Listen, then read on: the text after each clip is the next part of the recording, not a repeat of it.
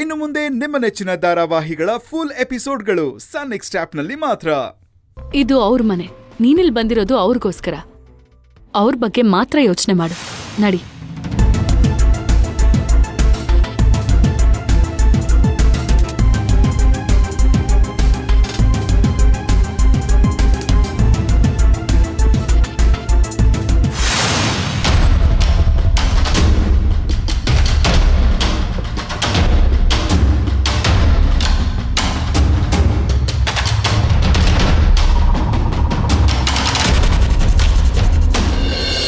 ಹೇಳಪ್ಪ ವಿಘ್ನೇಶ್.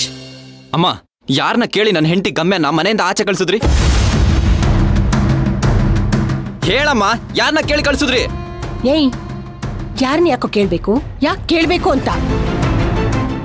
ಆ ದರಿದ್ರದೋಳು ಇಲ್ಲಿರೋದಿಕ್ಕೇನೆ ಕಲ್ಕಿ ಏನಾದ್ರೂ ಒಂದ್ ನೆಪ ಮಾಡ್ಕೊಂಡು ಇಲ್ಲಿಗೆ ಬರೋದು. ಮೊನ್ನೆ ಶಾಲಿನಿ ರೂಮಲ್ಲಿದ್ದ. ಅಮ್ಮ, ಯಾವ್ದೋ ಒಂದನ್ನ ಇನ್ಯಾವುದಕ್ಕೋ ಲಿಂಕ್ ಮಾಡ್ಕೊಂಡು ಯಾಕಮ್ಮ ಮಾತಾಡ್ತಾ ಇದ್ಯಾ? ಬಾಯ್ ಮುಚ್ಕೊಂಡಿರೋ ನೀನು. ನೀನನ್ನ ಗೊತ್ತಿಲ್ಲದೆ ಹಾಳ್ ಬಾವಿಗೆ ತಳ್ಬಿಟ್ಟೆ. ಈಗ ಗೊತ್ತಿದ್ದು ನನ್ನ ಮಗಳನ್ನ ಭಿಕ್ಷೆ ಎತ್ತೋರ್ ಮನೆಗೆ ಕಳಿಸಲ್ಲ. ಅಮ್ಮ, ಅನಾವಶ್ಯಕವಾಗಿ ಏನೇನೋ ಮಾತಾಡಿ ನನಗೆ ಟೆನ್ಷನ್ ಕೊಡ್ಬೇಡ. ಶಾಲಿನಿ ಈ ಮನೆ ಮಗಳು, ತಪ್ಪು ಮಾಡಿರೋದು ಕಲ್ಕಿ. ಆದ್ರೂ ನಮ್ಮನೆ ಮಗಳು ಮೇಲೆ ಅನುಮಾನ ಪಡೋದು ಸರಿನಾ? ನೀನೇ ಹೇಳು. ನೋಡಮ್ಮ, ಗಮ್ಯ ಇವಾಗ ಮನೆಗೆ ಬರ್ತಾ ಇದ್ದಾಳೆ, ನೀನ್ ಅವಳನ್ನ ಸೇರ್ಸ್ಕೋತೀಯಾ ಅಷ್ಟೇ. ಆಗಲ್ಲ ಅಂತ ಏನಾದ್ರೂ ಮಂಡಾಟ ಮಾಡಿದ್ರೆ ನನ್ನ ಹೆಂಡತಿನ ಕರ್ಕೊಂಡು ನಾನು ಬೇರೆ ಹೋಗ್ತೀನಿ ಅಷ್ಟೇ. ನಾನು ಯಾವ್ದನ್ನ ಆಯ್ಕೆ ಮಾಡಬೇಕು ಅಂತ ನೀನೇ ನಿರ್ಧಾರ ಮಾಡ್ಕೋ.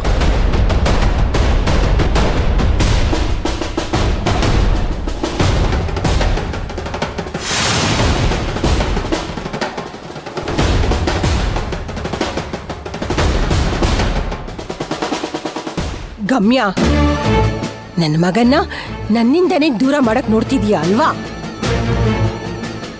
ಅವನ್ ಸಪೋರ್ಟ್ ಇದೆ ಅಂತ ತಾನೇ ನೀನ್ ಇಷ್ಟ ಅತಿಯಾಗಿ ಆಡ್ತಾ ಇರೋದು. ಮುಂದೆ ಇದೆ ಕಣೆ ನಿನಗೆ. ಟೈಮ್ ನೋಡ್ಕೊಂಡು ನಾನೇ ನಿನಗೆ ಬುದ್ಧಿ ಕಲಿಸ್ತೀನಿ. ಬಾ ಒಳಗಡೆ.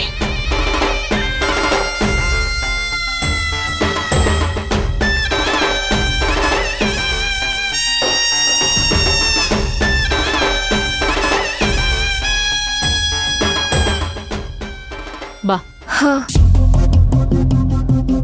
ಅದ್ಕೆ ಶಾಲಿನಿ, ಚೆನ್ನಾಗಿದ್ದೀರಾ ಅದಕ್ಕೆ? ನಾನ್ ಚೆನ್ನಾಗಿದ್ದೀನಿ, ನೀನ್ ಹೇಗಿದ್ಯಾ? ನಾನ್ ಚೆನ್ನಾಗಿದ್ದೀನಿ ಅದಕ್ಕೆ. ರಾಧಿಕಾ, ಬಾಮ ಕೂತ್ಕೋ. ಪರವಾಗಿಲ್ಲ ಅಂಕಲ್. ನೋಡಿದ್ರಾ ಮೇಡಮ್, ಇದು ನನ್ನ ತಂಗಿ ನಿಮಗ್ ಕೊಡೋ ಗೌರವ. ಹೋಗೆ ಅಂತ ನೀವು ಅವಳನ್ನ ಕತ್ ಹಿಡ್ದು ಆಚೆ ದಬ್ಬಿದ್ರು ಅವಳಗ್ ನಿಮ್ಮೇಲಿರೋ ಪ್ರೀತಿ ಗೌರವ ಚೂರು ಕಡಿಮೆ ಆಗಿಲ್ಲ. ಮೇಡಮ್, ನಾವ್ ನಿಮ್ ಹಾಗೆ ಕಾರು ಬಂಗ್ಲೆ ಅಂತ ಅನುಕೂಲವಾಗಿ ಬೆಳ್ದಿಲ್ಲ. ಒಂದ್ ವಸ್ತುನ ತಗೊಳ್ಬೇಕಾದ್ರೆ ಇದ್ ನಮ್ಗೆ ಅವಶ್ಯಕತೆ ಇದೆಯೋ ಇಲ್ವೋ ಅಂತ 100 ಸಲ ಯೋಚನೆ ಮಾಡಿ ತಗೊಳ್ಳೋ ಅಂತಹ ನಾರ್ಮಲ್ ಮಿಡಲ್ ಕ್ಲಾಸ್ ಫ್ಯಾಮಿಲಿಯವ್ರು ನಾವು. ಫ್ಯಾಮಿಲಿನೇ ನಮ್ ಶಕ್ತಿ. ಅದಕ್ಕೆ ನೀವ್ ಗಮ್ಯನಿಗೆ ಏನೇ ಮಾಡಿದ್ರು ಅವಳಿಗೆ ನಿಮ್ಮೇಲೆ ದ್ವೇಷ ಬರ್ಲಿಲ್ಲ.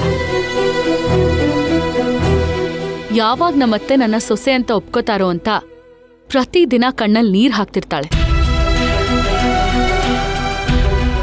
ನಿಮ್ಮಿನ್ನೊಬ್ಳು ಮಗಳಾಗಿ ಈ ಮನೆನ ಬೆಳಗ್ಬೇಕು ಅಂತ ಇವಳು ಆಸೆ ಇಟ್ಕೊಂಡಿದ್ದಾಳೆ. ಅದಕ್ಕೆ ನೀವ್ ಇವಳನ್ನ ಒಳಗಡೆ ಬಾ ಅಂತ ಕರೆಯೋವರೆಗೂ ಅವಳ ಬಾಗಿಲ ಹತ್ರನೇ ನಿಂತಿದ್ಲು.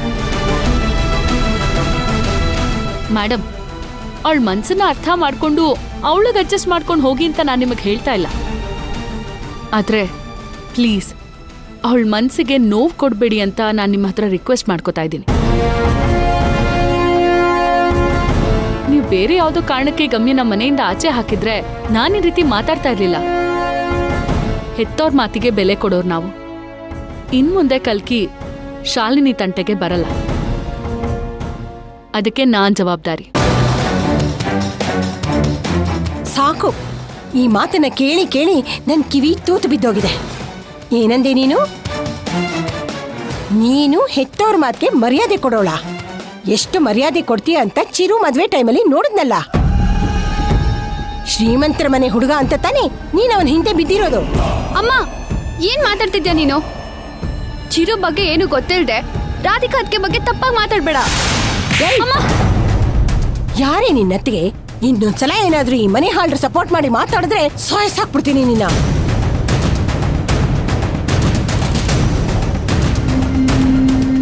ಏ ರಾಧಿಕಾ, ಇನ್ಮೇಲಾದ್ರೂ ನಿನ್ ತಮ್ಮನ್ನ ಹದ್ದು ಬಸ್ತಲ್ಲಿಡು.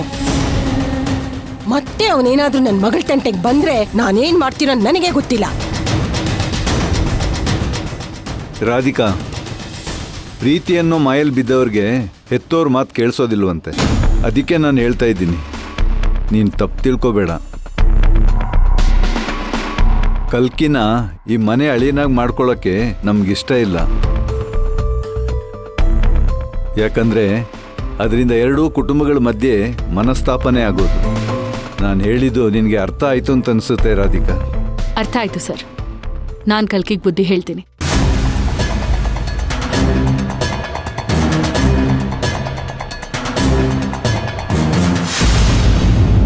ಶಾಲಿನಿ, ನಿನಗೂ ಎಲ್ಲ ಅರ್ಥ ಆಗಿದೆ ಅಂತ ನಾನು ಅನ್ಕೋತೀನಿ. ಆದ್ರೆ ಈ ಕಾರಣನ ಇಟ್ಕೊಂಡು ನನ್ನ ತಂಗಿಗೆ ಏನಾದ್ರೂ ಹಿಂಸೆ ಕೊಡೋದಕ್ಕೆ ಅಥವಾ ಅವಳ ಜೀವನನ ಹಾಳು ಮಾಡೋದಕ್ಕೆ ನೋಡಿದ್ರೆ ಇವಳನ್ನ ಕಾಪಾಡೋದಕ್ಕೆ ನಾನು ಯಾವ ಲೆವೆಲ್ಗೆ ಬೇಕಾದ್ರೂ ಹೋಗ್ತೀನಿ. ಇವಳಿಗೆ ಹುಟ್ಟೋ ಮಗು ನಿಮ್ಗಳ ಜೊತೆ ಬೆಳಿಬೇಕು ಅಂತ ನಾನು ಅನ್ಕೊಂಡಿದ್ದೀನಿ. ಸಿಚುವೇಶನ್ನ ಅರ್ಥ ಮಾಡ್ಕೊಂಡು ನಡ್ಕೊಳ್ಳಿ. ಮುರಿದು ಬಿದ್ದ ಸಂಬಂಧ ಮತ್ತೆ ಬಂದು ಸೇರ್ಕೋತಲ್ಲ ಅಂತ ಕಟ್ ಮಾಡೋದಕ್ಕೆ ಏನಾದ್ರೂ ಕೆಟ್ಟ ಆಲೋಚನೆ ಮಾಡಿದ್ರೆ ಆಮೇಲೆ ನೀವು ನಿಮ್ ಮಗನ್ ಸಂಬಂಧನೇ ಕಳ್ಕೊಳ್ಳೋ ಪರಿಸ್ಥಿತಿ ಬರ್ಬೋದು.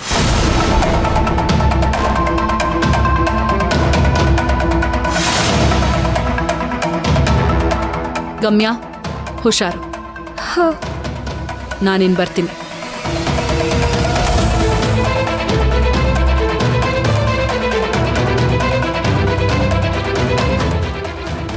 ಬನ್ನಿ ಅದಕ್ಕೆ.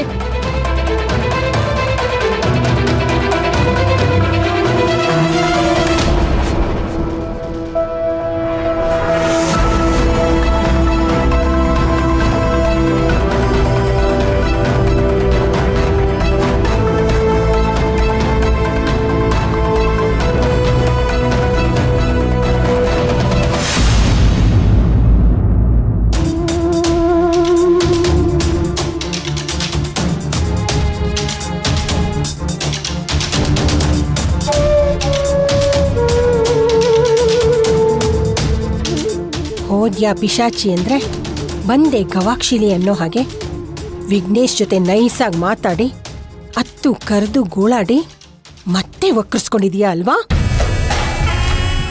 ನಿನ್ನನ್ ಮಾತ್ರ ನಾನು ಮನೇಲಿ ಇರೋದಿಕ್ ಬಿಡೋದಿಲ್ಲ ಕಣೆ. ಅದೆಷ್ಟು ದಿನ ಇರ್ತೀಯ ಅಂತ ನಾನು ನೋಡೇ ಬಿಡ್ತೀನಿ.